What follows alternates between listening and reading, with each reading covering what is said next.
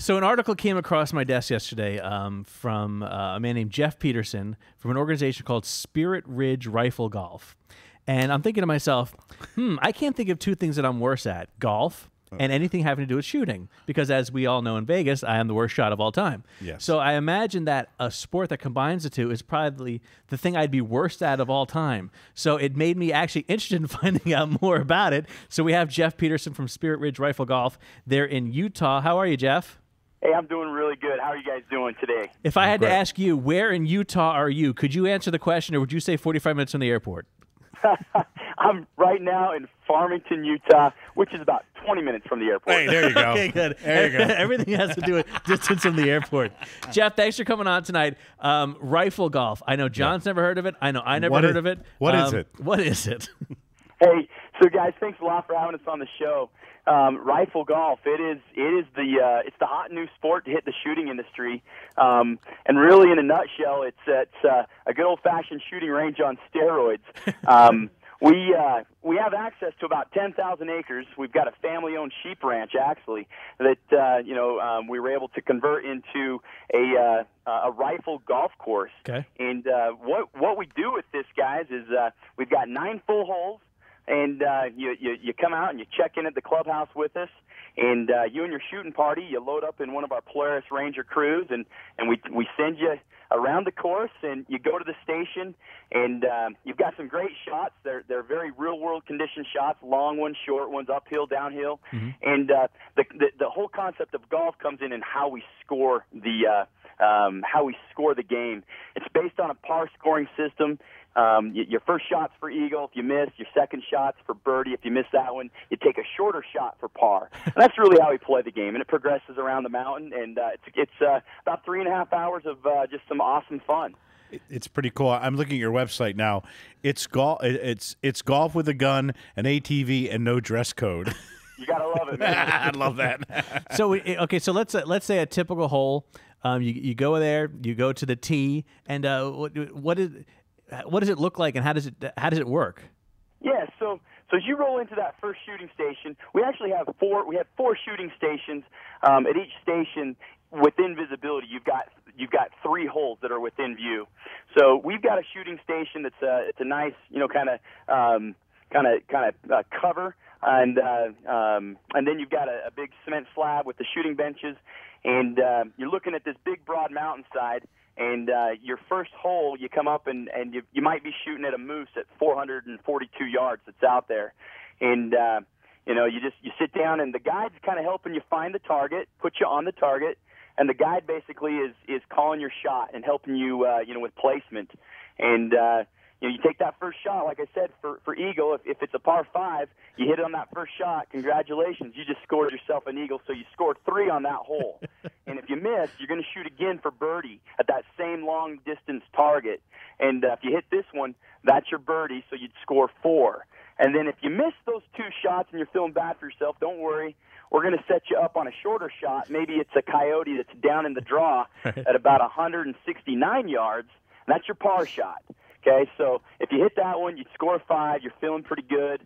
But if you miss, don't worry, Cameron. The worst you can do in the game of rifle golf is bogey 1 over. So you can't really screw it up. I would bogey every hole. Yeah, but Cameron, I'm loving your website here, Jeff, and it says 175 to 1,200 yard shooting distances and a hole in one for 1,000 yards. So Cameron, you and I are not going to do well There's no at way. this. No, we're done. Yeah, we're finished. So we can have fun out there. It's beautiful, but we're not going to do great. But you can only get a bogey, right? Yeah, the worst you're going to do on any of the holes is a bogey. Now, that 1,000-yard shot, that's kind of a unique setup.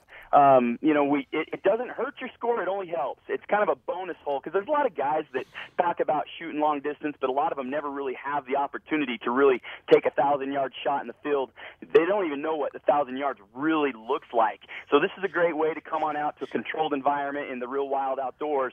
Take that 1,000-yard shot at a target so that a couple things. You know your limits.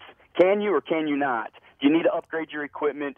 So if you ever are out in the outdoors hunting, darn well, that it's well beyond your capabilities. But here at Rifle Golf, it's kind of fun to throw some lead out there on the hillside to see if you can come close to hitting it. Jeff, forgive my ignorance. Are you the first people to do this, or have there been other rifle golf courses, or are you the first ones?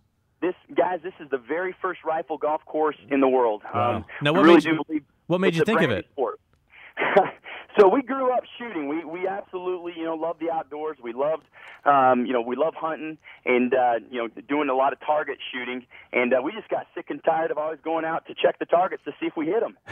So we came up with this idea that if we placed some targets out on the hillside and combined the game of golf to score it, it might be a lot of fun. And it just kind of evolved into what it is today. So you have no golf background. You weren't combining like two of your loves in life. You're just a shooter who wanted to make it analogous to golf.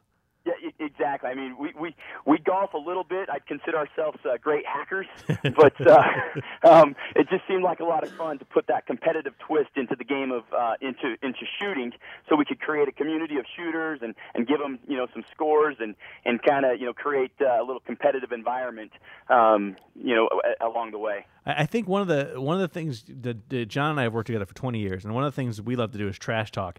I can imagine you got groups of people who come out there, especially maybe guys like a bachelor party. I can imagine the trash talking has got to be epic. Yeah.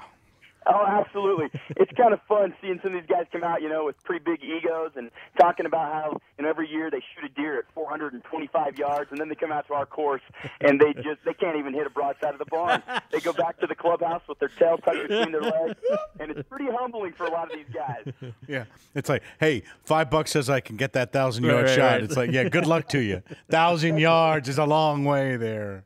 Oh, yeah, it really is. And like I said, you put it out, when you finally get 1,000 yards in true perspective and the scenery out there is beautiful. It's big open countryside, with beautiful vistas, kind of viewing the Wasatch Mountain Range.